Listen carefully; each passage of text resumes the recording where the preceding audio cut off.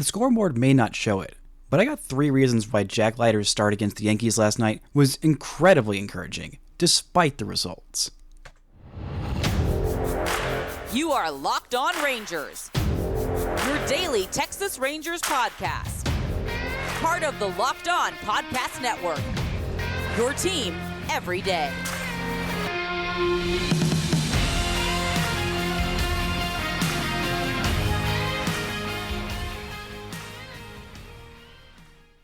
You are locked onto the World Series champion Texas Rangers. I'm Bryce Patrick, a cripplingly addicted Texas Rangers fan covering this team for 11 seasons, including all 6 as the founder and host of this podcast. Thank you all so much for making Locked On Rangers your first listen every single day. If you're not already, you can follow me on Twitter at Bryce Patrick. You can follow the show at Locked On Rangers. Hit subscribe on your favorite podcasting platform and on YouTube, where the best way you can help grow the show is to comment nearly any single thing below.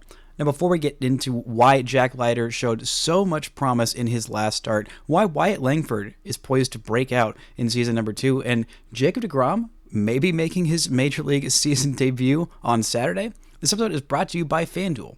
Now through September 22nd, all FanDuel customers can bet $5 and get a 3-week free trial of NFL Sunday Ticket from YouTube and YouTube TV. Visit FanDuel.com to get started.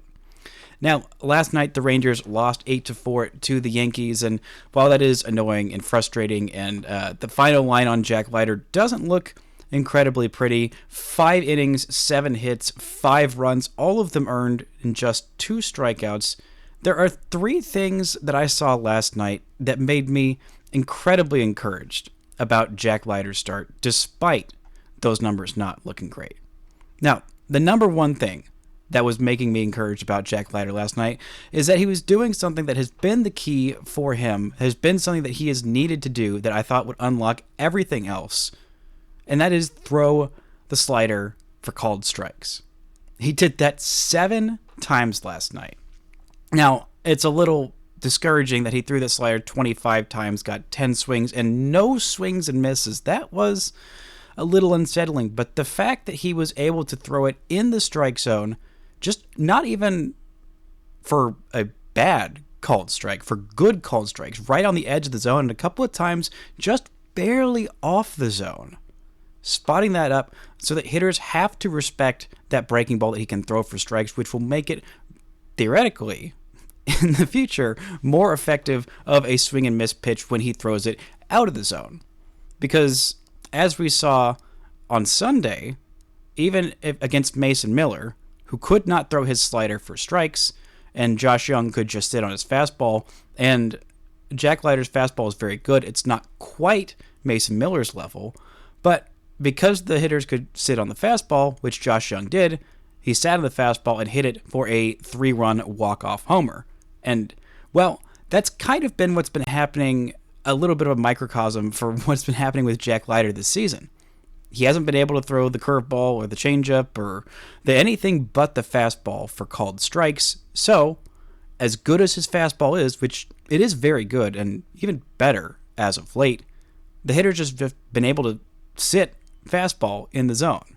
And if they see something that's not a fastball, they don't have to swing at it because it's going to be out of the zone. And then Jack has to rely way too much on his fastball, and then they sit there and they crush it because no matter how good your fastball is, if big league hitters know that you've only got one pitch you can throw in the strike zone for called strikes, you're done. Unless you're Mariano Rivera, which Jack Leiter's fastball is good, but it is not Mariano Rivera's cutter. There has literally never been a pitch in the history of baseball as good as that. Maybe up for some debate, but so much so that they could only needed to throw one pitch. That is an incredibly difficult task, and something that is just, especially if you're a starting pitcher, it's not going to work out for you. So seeing those 7 called strikes on the slider, that was a very, very good sign. I would like to see him be able to, throw it a little bit more accurately, and then at times when he needs to, just let that thing loose and make it break a little bit more. I mean, the velocity on it was up 1.5 miles per hour from his season average. All of his stuff has been up, and that's the second thing that was encouraging to me in this Jack Leiter start, is that his velocity is still staying up. It is still above his season average. When he took 2 weeks off and the Rangers put him on the development list to just give him some rest and relaxation time for his arm to recuperate. And those 2 AAA starts he had before he got called back up, he was throwing an average of 98, 99 miles an hour, and that's about what he was doing in this one. I was encouraged to see that it is still, all the stuff is still playing up. Averaged 97.2 miles an hour on his fastball. Fastest one that he threw was 98.9 miles an hour. That was one of his 2 strikeouts, which was against Giancarlo Stanton. Just absolutely blew by a 99 mile an hour fastball against an all-time great hitter who is having a really good season in Stanton. He's suffered a lot of injuries, but I mean, had this guy been healthy, we would have been talking about him as one of the greatest sluggers ever. And to be able to just blow that fastball 99 by him, that was incredibly encouraging. And the third thing that was encouraging for me in this Jack Leiter start was that the curveball was a weapon again. The curveball has not been a weapon for him in quite some time. Heck, pretty much since college. I mean, it has not really been a dangerous pitch for him. He has not been able to throw it for called strikes very often, and so therefore when he throws it, it's usually below the zone and in the dirt, and hitters just say, okay, well, you can't throw that for a strike, so whenever I see that coming, I don't have to swing at it. It's just going to be a ball, and I'm going to sit on something else that I know I can hit. But the curveball was working today. It was working specifically mainly 2 of the times that he threw it. And he threw his 2 best curveballs I've ever seen him throw on the season. Those were, of course, to the best hitter on the freaking planet. He threw 10 curveballs tonight, which is a good mix. He's throwing it more often. He's feeling more comfortable with it because it is a bit of a weapon. The velocity on it's up 2 miles an hour over his season average. But the 2 that he threw, the plate appearance against Aaron Judge with a runner in scoring position was the best I've seen Jack Leiter probably ever. Goes strike 1 with fastball away, fouled off. Then curveball below the zone, swing and miss. Then buries a slider in the dirt, throws a fastball, 4-seamer, way too high, gets a little amped up there. The count's back even to 2-2. Then he settles down, takes a breath, resets himself, and throws the best curveball he's thrown all year. Swing and miss, strike 3, second strikeout of the game, gets out of that inning without giving up too much damage. Yankees are only up 2-0, and at that point I said, okay, that's the kind of sign that you wanted to see from Jack Leiter. That's the guy that the Rangers drafted second overall. That's the guy that the Rangers had believed could be their first good homegrown starter in a long time. It might not end up being the case, but there are still definitely lots of signs there to be encouraged about Leiter. It was a frustrating way that he ended this game, especially frustrating that 2 of the 5 runs that he allowed were not him on the mound.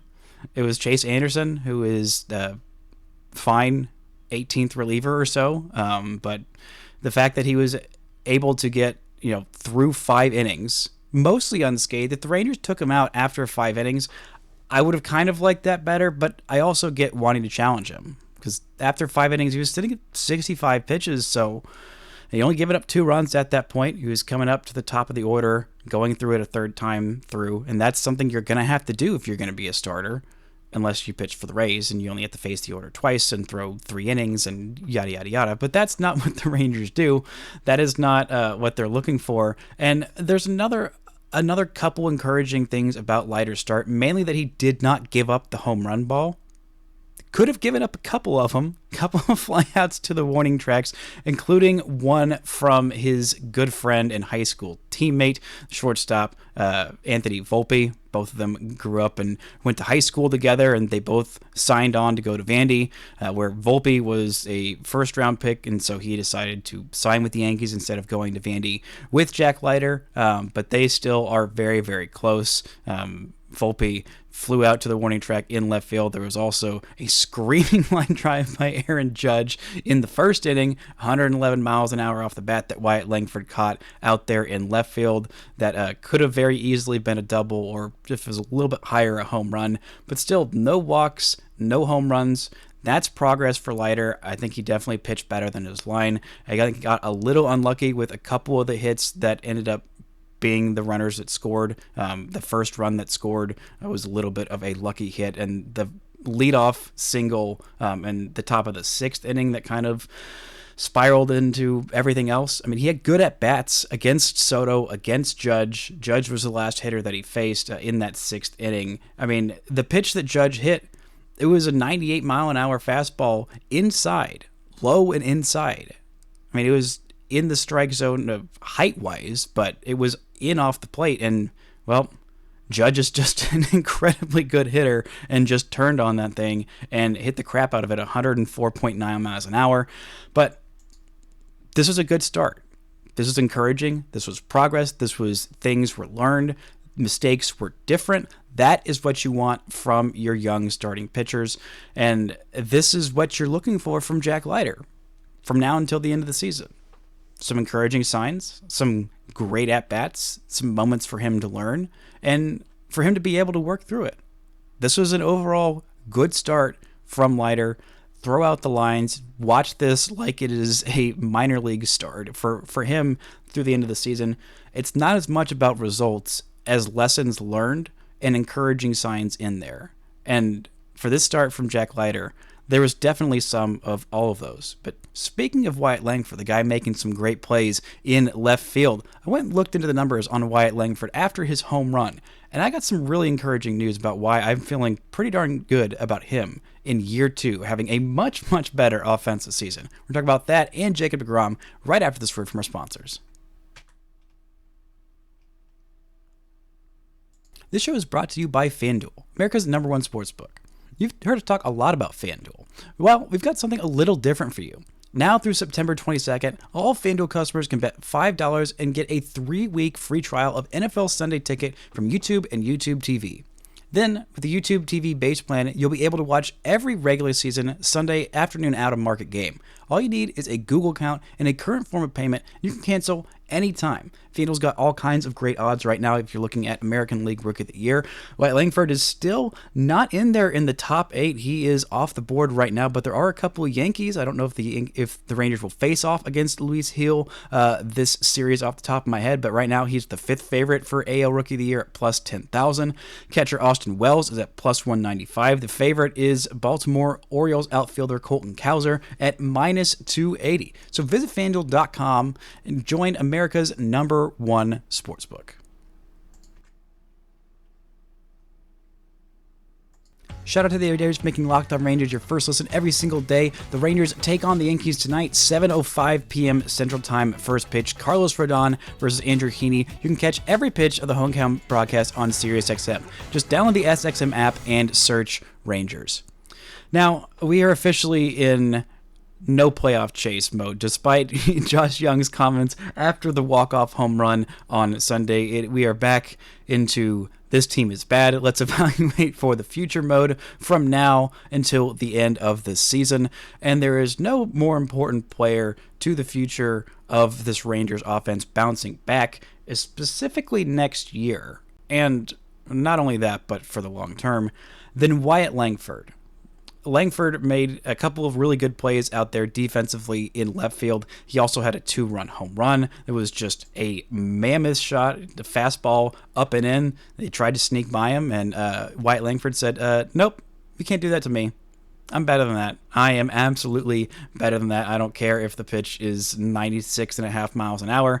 Sorry, but I am going to absolutely crush it, Luke Weaver. He also had a double and almost was stranded at third base to end the game. Still, overall, good offensive game from Wyatt Langford. He's had a couple of home runs in the last week or so, looking a lot more encouraging out there. And I just kind of want to look at like what to make of Wyatt Langford's season, because it has been for sure a mixed bag. I mean, defensively, he's much better than I think anyone expected. There were a lot of criticism of him, a lot of doubts about him being able to be a competent defensive outfielder, which I always thought were kind of dumb and overblown. Not because I thought he'd be amazing from the jump. Obviously, he's still very raw out there.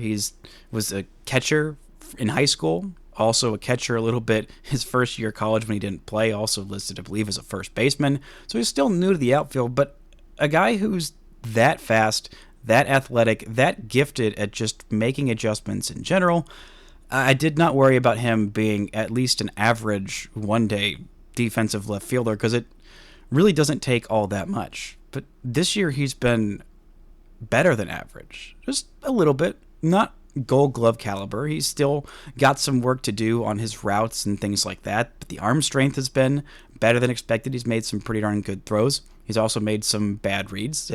That's what happens, but he's got the speed to make up for it for sure. But the offense, it hasn't quite been what the Rangers expected at all, especially given him having one of the best spring trainings I've ever seen really almost any player ever have.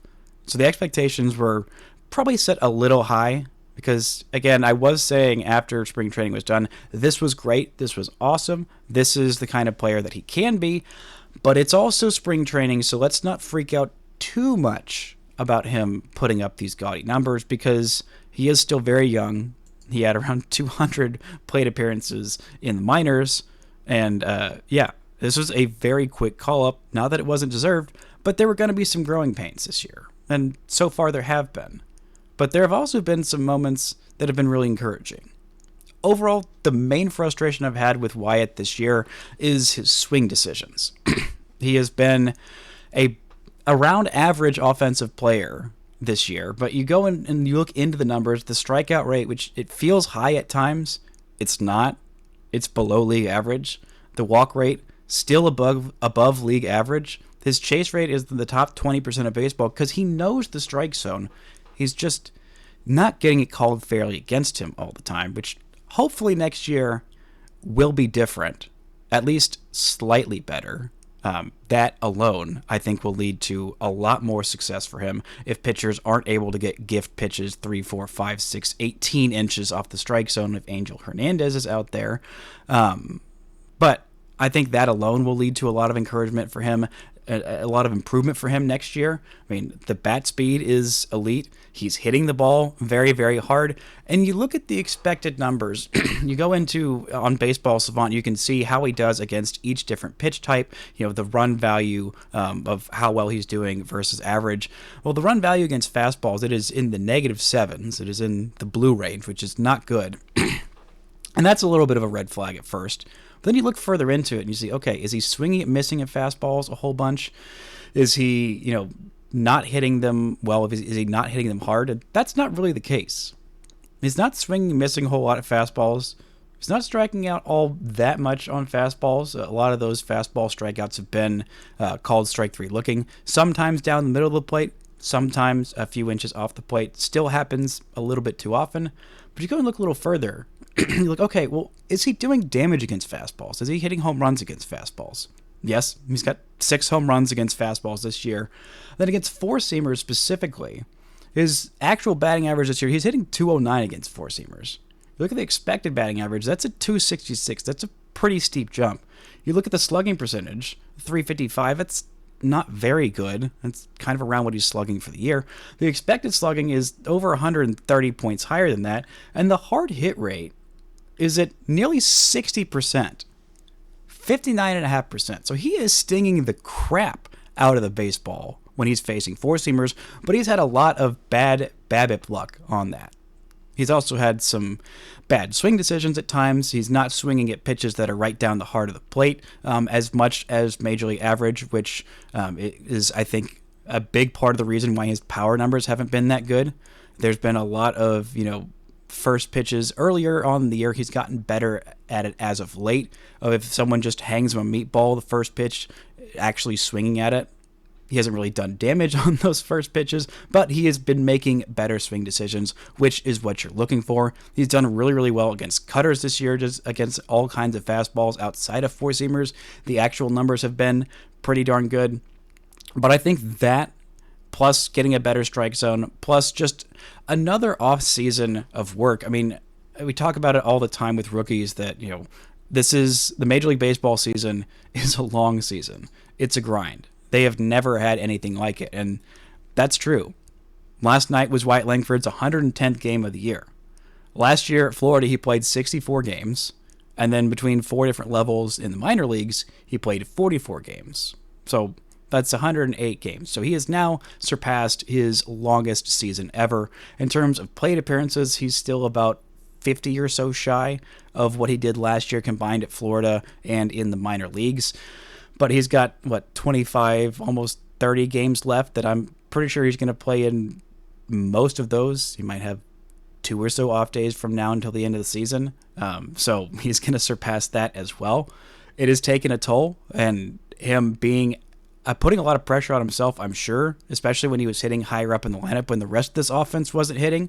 I don't think that led to any favors for him. I don't think that led to him, having any more success. He's done really, really well hitting against left-handed pitching as well. Just seeing different situations where he has thrived against lefties. He is hitting significantly better at an 887 OPS against lefties versus a 645 OPS against righties. He has also done well with runners in scoring position. He has done really, really well with 2 outs and runners in scoring position in 49 plate appearances, 2 outs, runners in scoring position, a 978 OPS. That's encouraging to see from rookie. Doing well in big spots, doing well in certain different situations. With runners in scoring position, he's got an 896 OPS this year in over 100 plate appearances. That's a decent enough sample size to feel pretty good about those numbers being real. Without runners in scoring position, 634 OPS. So hopefully the Rangers can just get more runners in scoring position for him to drive those guys in next year. Hopefully just everybody can take a breath and relax and just get back to being the average versions of themselves next year. And you look at his overall WAR on the season, according to Baseball Reference, he's at 1.5 WAR. That's a solid rookie year. It's a solid everyday player. He could end up getting all the way to 2 if things go really well to the end of the season. I'm not sure if he'll get there, but in terms of his defense being solid in left field, playing a decent amount in center field, I don't think he's ready to be an everyday center fielder just yet. He might be put into that role next year, and there will be some growing pains, but if he becomes an average defensive center fielder, which I think he can be, I honestly think the ceiling is higher than average defensive center fielder with the arm he's got, with the speed he's got, and with the ability to improve that we have already seen. That would be incredibly, incredibly encouraging for him next year. Would have some different implications for everybody else in the outfield puzzle that the Rangers are trying to solve of who the heck is going to be in the outfield next year. But overall, it's been a really encouraging year for Wyatt Langford. Despite it being frustrating at times, there are definitely a lot of reasons for optimism there for him and for Jack Leiter. And also some reasons for optimism about Jacob deGrom, who we might just see in the major leagues on Saturday. What's going to go into that decision? We'll talk about that and a top pitching prospect being called up to Frisco right after this word from our sponsors. This show is brought to you by Gametime. Gametime is the best way to get tickets for all the live events you're looking to go to. Whether it's possibly Jacob deGrom's first major league start of the season on Saturday, or maybe you're looking to go see another Jack Leiter start later on this week. Gametime is the best way to get your tickets for any kind of event you're going to, whether it's baseball, whether it's concerts, comedy, music, theater, and more. Gametime also has a new feature called Gametime Picks that makes getting tickets for your favorite events even easier. Gametime Picks filters out all the fluff to show you only the incredible deals on great seats, so you don't have to waste your time searching through thousands of tickets. Gametime's also got their Gametime lowest price guarantee, or Gametime will credit you 110% the difference. So take the guesswork out of buying tickets with Gametime. Download the Gametime app, create an account, and use code LOCKEDONMLB for $20 off your first purchase. Terms apply. Create an account and redeem code LOCKEDONMLB for $20 off. Download Gametime today. What time is it? It's game time. Now, the Rangers could finally be getting their ace back as soon as Saturday. Jacob deGrom is scheduled to pitch again on Saturday. Right now, he is slated to be making his final rehab start, what will hopefully be his final rehab start in Frisco for the Rough Riders, but there is a chance that he comes up and starts in the major leagues. There was some debate on whether or not that would happen. I'm sure if you asked Jacob deGrom, he would much rather pitch against big leaguers than against Double-A kids. it would be a much more difficult challenge, much more fun for us to see at the big league level. He threw 43 pitches his last start on Sunday for Round Rock. He looked pretty darn good, averaged 98.7 miles an hour on the fastball.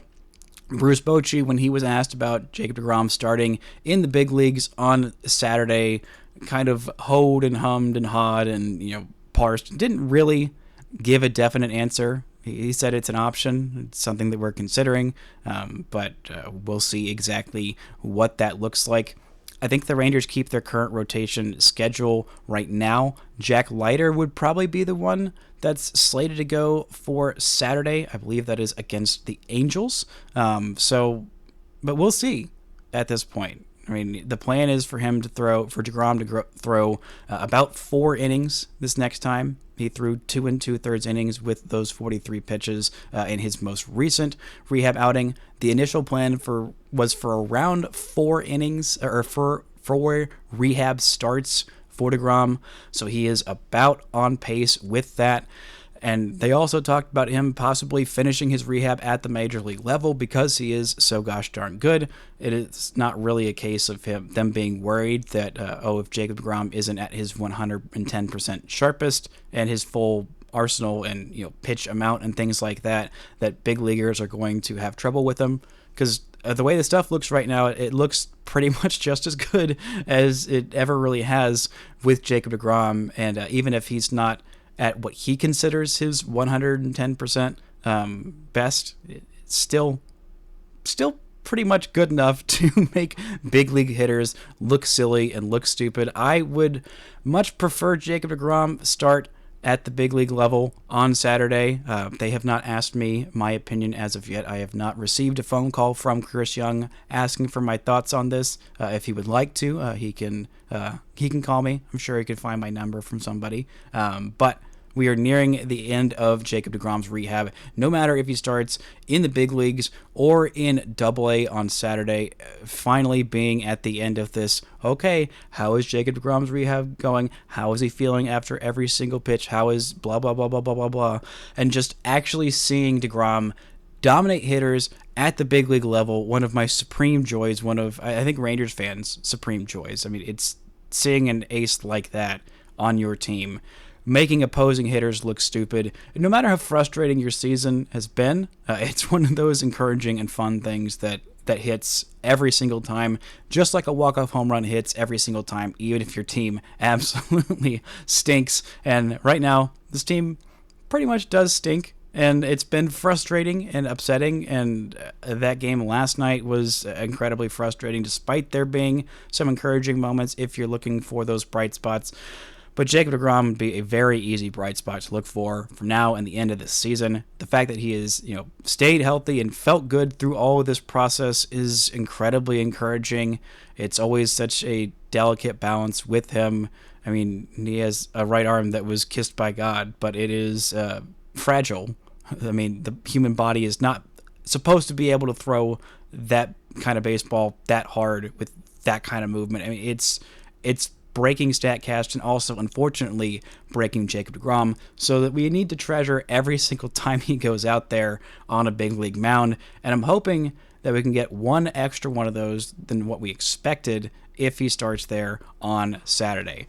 But another pitcher who's going to be starting most likely in Double-A this week is Alejandro Rosario. Right now, the Rangers' second best pitching prospect behind Kumar Rocker, who has been exceptional, and Alejandro Ozuna, until Kumar Rocker just started lighting every batter on fire that he faced in Double-A and Triple-A. Rosario was the biggest, most encouraging bright spot of the season. Rosario was a 5th-round pick out of Miami, a guy who had really good stuff but not a lot of success in college. The Rangers tweaked his delivery to add some deception, and so far this year he has been downright fantastic. Started the year in Low A, was absolutely dominant, way too good for those down east hitters, a 2.11 ERA in 47 innings there, and 13 strikeouts per 9, and barely walked anybody. You have 1 walk per 9.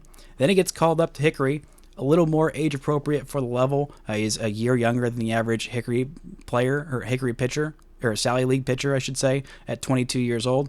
Then goes to Hickory and absolutely dominates there as well. 41 in the third innings, 60 strikeouts. Again, 13 strikeouts per 9, under 2 walks per 9 at 1.7, a 2.40 ERA, and didn't allow a single home run in High A Hickory. Now we'll see him for 1 or 2 or maybe 3 starts in Double-A Frisco. Right now, I believe he is tentatively slated to throw on Friday night.